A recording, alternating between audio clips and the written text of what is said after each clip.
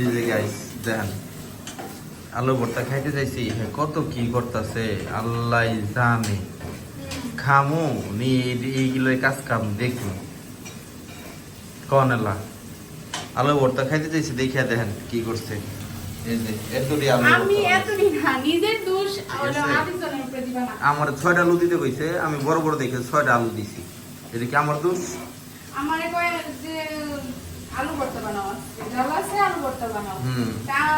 আমি চাচ্ছি আমি তো খুব রাইসা দিতাছি কয় না আমি দেই সিদ্ধ আমি চাইছে দাও ও মা কয় কয়টা দিম আমি 6টা দাও আলু এডি বড় বড় আর সব আলু ছোট ছোট হ্যাঁ এই সব থেকে বড় বড় 6টা আলু 6টা না 7টা আলু সিদ্ধ দিয়ে রাখছে দেখেন গাইস আমি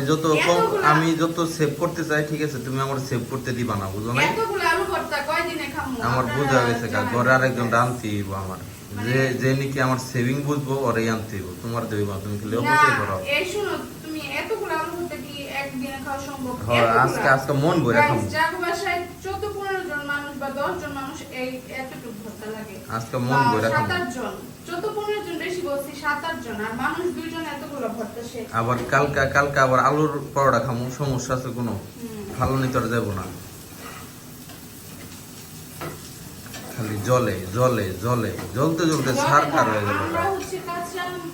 পেঁয়াজ তারপর হচ্ছে কাঁচা মরিচ দিয়ে ভর্তা খাই আলু ভর্তা এটা ভালো লাগে কিন্তু তার কাছে এটা ভালো লাগে না তার যে এইভাবে ভাজা পেঁয়াজ বানাইতে ওই জন্য ভাজতে বেশি করে পেঁয়াজ দিয়া তারপরে তার ভাজা দিয়ে আলু দিয়ে ডাল আই এম ইমপ্রেসড আমাকে ইমপ্রেসড করতে আসছে সে তাহলে কি করতে আছে ঠিক আছে সে বাগার করবে সে বাগার করে দিবে তারপর কি ভুনা কি তেল তরকারি কি দেয় না দেয় মুড়ির ঘন্ট বুঝি না কিছুই সব আমার মাথার উপর দিয়ে যায় ভালো হয়ে যাও বুঝছো ভালো হয়ে যাও দেখছো ভালো হইছে নাইলে এই যে এর মধ্যে লইয়া তোমারও পয়সা দিমু আপনাদের সামনে থেকে দেখাই এই যে রেগার ডাল আলুর ভর্তা আর এই যে চলছে চারটা সিস্টেম করে ওকে গাইজ আজকে এই পর্যন্তই